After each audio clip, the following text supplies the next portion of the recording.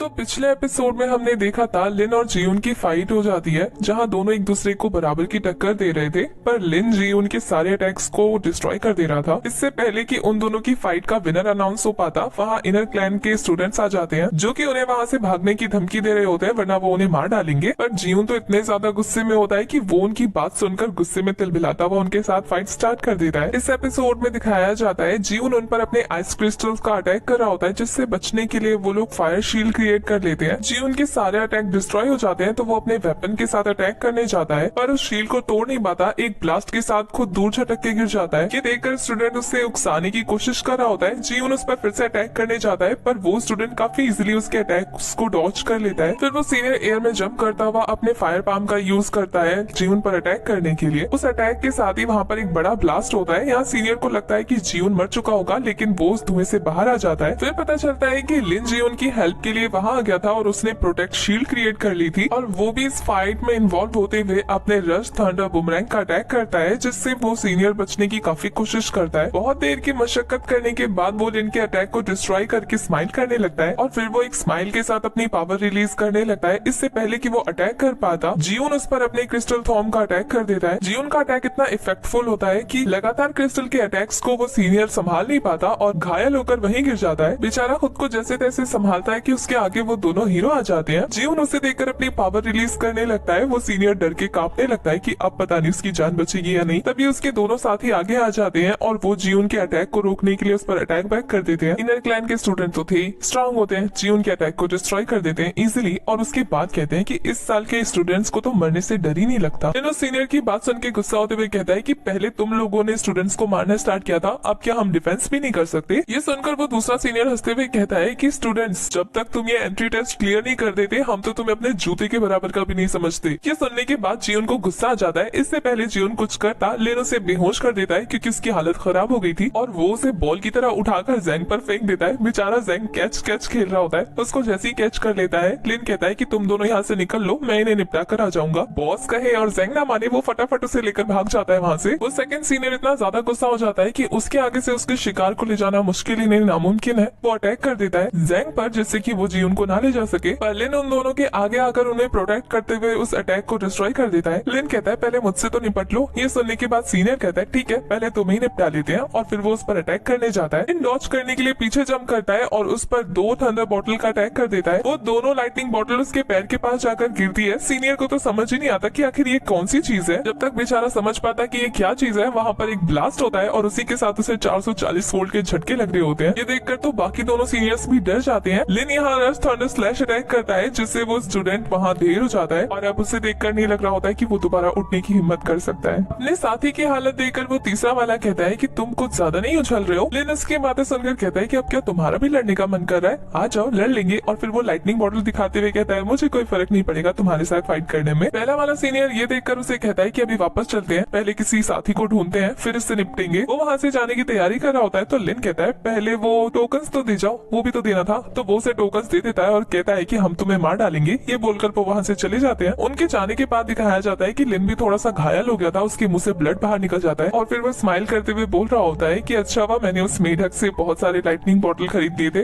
वरना तो आज बहुत मुश्किल भरा दिन होने वाला था। जैंग को दिखाया जाता है, जो कि माहौल को शांत देखकर फटाफट जीउन को अपने कंधे पे टांग कर बॉस बॉस करता हुआ लिन के पास वापस आ जाता है। उसे वहाँ देखकर कहता है कि मैंने नहीं कहा था कि यहाँ से निकल लो। जैंग कहता है कि बॉस मैं आपके छोटे भाई जैसा हूँ, आपको मुसीबत में छोड़ के कैसे जा सकता था, इसलिए मैं वापस आ गया आपके साथ मिलकर फाइट करने के लिए। जल्दी बताओ मुझे किसने आपको बुली किया, मैं उसको धो देता हूँ। लिन ये सुनकर कहता है कि वो मोटू गेंडा कौन था जो पत्थर के पीछे छुपकर मजे ले रहा था फाइट के। ये सुनने के बाद वो चुप हो जाता है और कहता है कि अब अगर कोई आप पे अटैक करेगा ना तो मैं देख लूंगा, आप चिंता मत करो। पर फिलहाल तो ऐसा करते हैं कि हमारे पास इनफ टोकन हो गया है, तो पहले टोकन्स लेकर बाहर निकल जाते हैं। लिन मना कर देता है और गुस्सा दिखाते हुए कहता है कि वो लोग हमें इंसान नहीं समझते हैं, उनको तो मैं ऐसे जाने देने वाला नहीं हूँ। जैंग उसकी बात सुन के उसके पास आते हुए कहता है बॉस पक्का तो ये उन टोकन्स की वजह से नहीं किया ना आपने, जो उनके हाथ से आपने लिया था? मैंने देखा आपने जाते हुए उनसे उनका टोकन छीन लिया था। लिन मना करते हुए कहता है नहीं, वो टोकन्स की वजह से नहीं कर रहा है, बल्कि उन लोगों ने स्टूडेंट्स की बुराई की थी, इस वजह से उसे गुस्सा आ रहा है और वो उन्हें मजा चखाना चाहता है। जैंग कहता है पक्का ना? वो कहता है हाँ पक्का, पर फिर स्माइल करते हुए कहता है लेकिन अगर ऐसा करते हुए हमें टोकन्स मिल जाता है तो ये तो अच्छी बात है ना। वैसे भी एक एक के पास 5 टोकन है, तो टोटल 9 लोगों को मारूंगा तो मेरे पास 50 टोकन हो जाएंगे, और फिर मैं उन टोकन्स को बेचकर 1.5 मिलियन स्प्लिट स्टोन कमा सकता हूँ आराम से। जेंग भी उसकी बात सुनकर खुश हो जाता है क्योंकि दोनों एक ही थाली के चट्टे पट्टे जो थे। यहाँ जीवन को थोड़ा थोड़ा होश आ रहा होता है। इधर जेंग परेशान होते हुए कहता है लेकिन आप उनको मारोगे कैसे? वैसे भी यह हंटिंग कंपटीशन काफी ज्यादा टफ होने वाला है। वो लोग बहुत सारे हैं, माना कि आप अच्छे हो लेकिन आप अकेले हो और वो इतने सारे हैं, आपको थोड़ा नुकसान तो होगा। लिन भी उसकी बातें सुनकर थोड़ा सोच में पड़ जाता है। यहाँ पीछे से जियोन आवाज मारते हुए कहता है कि अगर तुम्हें रिवेंज लेना है तो मुझे भी अपनी लिस्ट में शामिल कर लो। जेंग उसकी तरफ आगे बढ़ते हुए कहता है आइस क्यूब जैसे मुंह वाले,